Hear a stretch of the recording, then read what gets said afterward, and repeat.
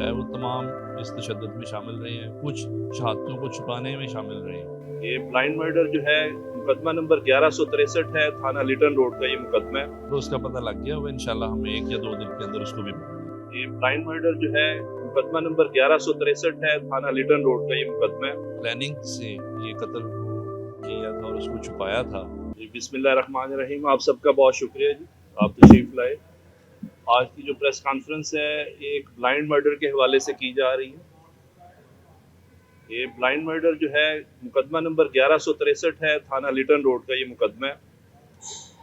और इसमें specially CCPO साहब ने और डीआईजी इन्वेस्टिगेशन ने इसके बारे में खसूसी टीमें जो है वो मुकर्रर की थी और तकरीबन 7 महीने की मेहनत के बाद जो है ये तमाम मुल्ज़िमान को ट्रेस कर लिया गया।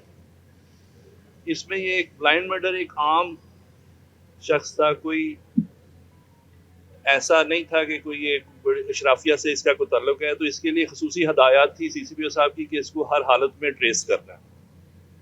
ये एक ब्रोकन फैमिली का मेंबर था, ये एक ब्रोकन फैमिली का मेंबर था जो कि उकाड़ा से लाहौर आता है रोजगार की तलाश में। यहाँ वो एक एम्ब्रॉयडरी की जो है फैक्ट्री में काम करता है। ये तमाम बातें जो है ये बाद में जो है वो ट्रेस हुई।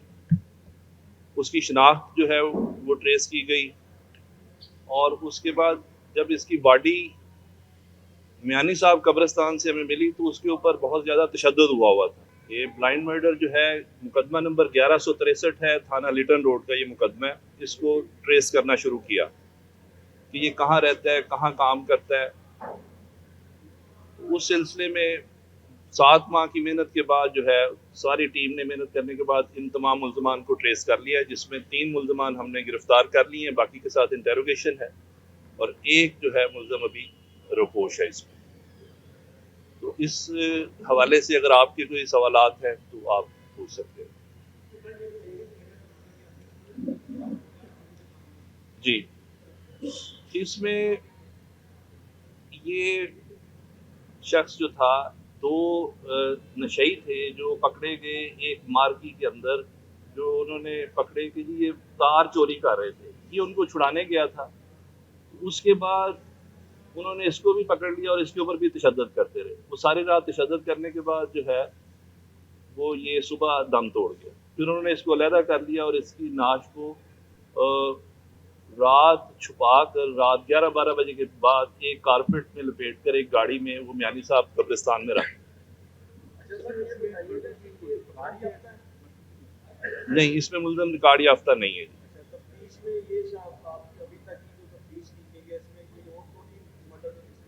नहीं, और इसमें कोई चीज़ और कोई चीज़ ऐसी ट्रेस नहीं हुई। जी, मरकजी मुल्ज़िम जो है मार्की का मालिक और मैनेजर ये गिरफ्तार हैं। नहीं, कोई आपस में जो है ये रिश्तेदारी नहीं है। ये इसमें मार्की का मालिक भी शामिल है और उसका मैनेजर शामिल है, सिक्योरिटी गार्ड है और वेटर है। वो मैनेजर का जो मालिक का भाई है जी। सर, मेरा सवाल ये है कि इस केस में कितने मुल्ज़िम गिरफ्तार किए गए हैं और मुल्ज़मान का ताल्लुक किस इलाका से था, और ये भी बताइएगा कि जहाँ से बॉडी मिली है वहाँ पे क्या 174 की कार्रवाई की गई है या 302 का मुकदमा दर्ज किया गया? इसमें चूंकि बॉडी के ऊपर तशद्दुद के निशान थे तो हमने 302 का मुकदमा दर्ज किया जी। और इसमें टोटल मुल्ज़मान जो है वो 6 है, जिनमें से 5 गिरफ्तार कर लिए, जिसमें 3 की गिरफ्तारी डाली है, 2 के साथ इंटेरोगेशन हम कर रहे हैं और एक मुल्ज़िम को भी जल्द अज जल्द हम गिरफ्तार कर लेंगे। सिविल लाइन डिवीजन में कुल 27 कत्ल के मुकदमा दर्ज हुए थे, जिनमें से 25 को यकसू कर लिया गया। ये वाहिद रवां साल में एक ही ब्लाइंड मर्डर था जिसको अल्हम्दुलिल्लाह ट्रेस कर लिया गया। इसके अलावा रवां साल में बच्चों के अगवा के 52 मुकदमा थे, जिसमें 62 मगवियान थे। आउट ऑफ 62 हमने 57 रिकवर कर ली हैं। इसके अलावा औरतों के अगवा के 353 मुकदमात में 361 मगवियान अगवा हुई, जिनमें से 335 मगवियान को बाजियाब कर लिया गया। और इसमें हमने रवां साल में सिविल लाइन डिवीजन में मुजरमान इश्तिहारियों के खिलाफ कार्रवाई करते हुए कैटेगरी ए के 508 हमने इश्तिहारी जो है गिरफ्तार किए, जिनमें कत्ल के 18 हैं और डकैती रॉबरी के 490 मुजरमान इश्तिहारी हैं, जबकि बी कैटेगरी के 1101 मुजरमान गिरफ्तार किए गए। और इसमें रवां साल में हमने civil line division investigation wing ने 188 गैंग्स के 416 मेंबरान को गिरफ्तार करके तकरीबन 9 करोड़ 60 लाख रुपए की बरामदगी भी उनसे की।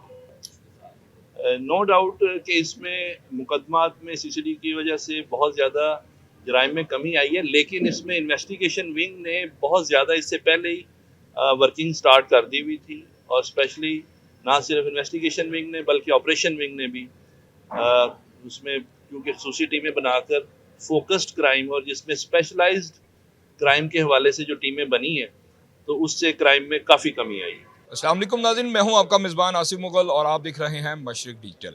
नाज़रीन, इस वक्त मैं मौजूद हूं एसपी सिविल लाइन ऑफिस में और मेरे साथ एसपी सिविल लाइन खालिद साहब मौजूद हैं। एक अंधे कत्ल की वारदात को ट्रेस किया गया, इसमें कितना टाइम लगा और मुल्ज़म तक पुलिस किस तरह से पहुंची, एसपी सिविल लाइन खालिद साहब से जानते हैं कि मुल्ज़म को किस तरह से ट्रेस किया गया। अस्सलाम वालेकुम सर।